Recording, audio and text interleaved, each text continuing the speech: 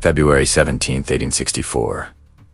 Off the coast of Charleston, a small black cylinder slipped beneath the waves. Hours later, the Union warship Housatonic erupted in a violent blast and sank in minutes. And then, just as suddenly, the strange little vessel that had carried out the attack was gone. The Hunley, as it was called, vanished into the dark waters without a trace.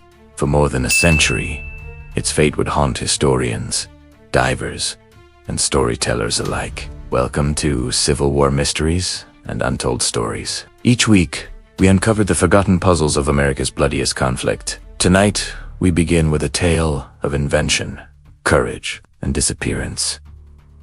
The submarine that sank a ship and then itself was swallowed whole by the sea. The Hunley was unlike anything most sailors of the 1860s had ever imagined. Barely 40 feet long and only 4 feet across at its widest point, it looked more like a boiler than a boat. Its body was built of iron plates, riveted together, and its power came not from steam, but from muscle. 8 men sat cramped inside on a single bench, shoulder to shoulder, turning a crankshaft that spun the propeller. At the front sat a 9th man, the commander, who guided the vessel with a lever and peered out through narrow glass ports. There was no room to stand, barely room to breathe. One spark, one slip, one leak, and all inside would drown. Its weapon was just as unusual. A long iron spar jutted from its bow, tipped with a torpedo filled with black powder.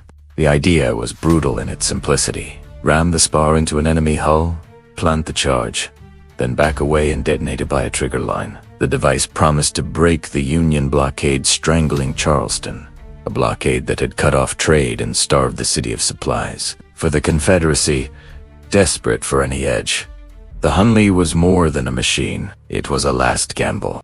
The story of the vessel's namesake explains the gamble well. Horace Lawson Hunley was not a soldier but an engineer and a dreamer. He believed in the potential of underwater warfare. Yet the submarine that bore his name seemed cursed. Twice it sank during training, killing 2 full crews. Hunley himself was aboard during one of these accidents and drowned along with his men. Still, the Confederates persisted. They raised the boat, patched its iron shell, and found new volunteers. They called it the peripatetic coffin, but still they went inside, knowing the risk. By early 1864, command had passed to Lieutenant George Dixon, a charismatic officer with his own legend. In his pocket he carried a bent gold coin, said to have saved his life at Shiloh when it stopped a bullet.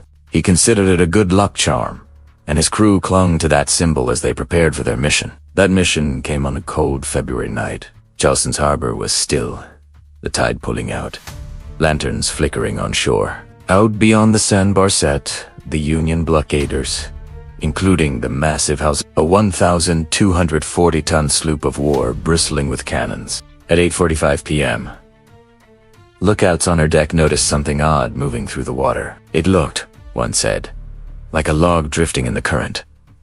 But logs do not move with purpose. Slowly, deliberately, the object advanced toward the ship. Below the waves, inside the Hunley, the crew strained at the crank. The air grew thick and sour as the candle burned low. Dixon guided the nose of the submarine forward until the spar struck home. A thunderous explosion ripped through the Housatonic's side. Wood splintered, fire flared, men screamed. In less than 5 minutes, the great warship was sinking fast. 5 Union sailors died. Dozens more scrambled into lifeboats, and the rest clung to rigging that stuck up above the shallow water. For the first time in history, a submarine had destroyed a ship in combat. Yet as the Housatonic burned and settled, the Hunley was nowhere to be found. Confederate pickets on the shore later swore they saw a blue lantern signal, the prearranged sign that Dixon had succeeded and was heading home. Union survivors, meanwhile, insisted no such light appeared. Somewhere between the wreck and the shore, the Hunley slipped from sight. The Confederates waited all through the night. Families of the crew gathered along the waterfront, searching the waves for any sign of the little vessel. None ever came. The Hunley and her crew of 9 had vanished without explanation. What happened in those final minutes has been debated ever since. Some argued the blast damaged the submarine itself, ripping a hole that quickly flooded the hull. Others believe the men suffocated, poisoned by their own candle smoke, or by carbon monoxide from the explosion. A few whispered darker theories of sabotage or even desertion, but without the wreck, there could be no answers. In the decades after the war, treasure hunters and salvagers searched the harbor. None found the Hunley. The submarine became less a weapon than a ghost story. Newspaper sketches speculated about its fate, but the sea kept its secret. It was not until 1995 that a team led by underwater archaeologists finally located the Hunley, resting on the seafloor, preserved in silt just a few miles from where the Housatonic sank. When the submarine was raised in the year 2000, the world watched live as the mud-caked relic emerged into the daylight for the first time in 136 years. Inside, the remains of the crew were found seated quietly at their stations, as though they had simply fallen asleep. There was no sign of panic, no struggle. The mystery only deepened. Did they black out instantly from the shockwave?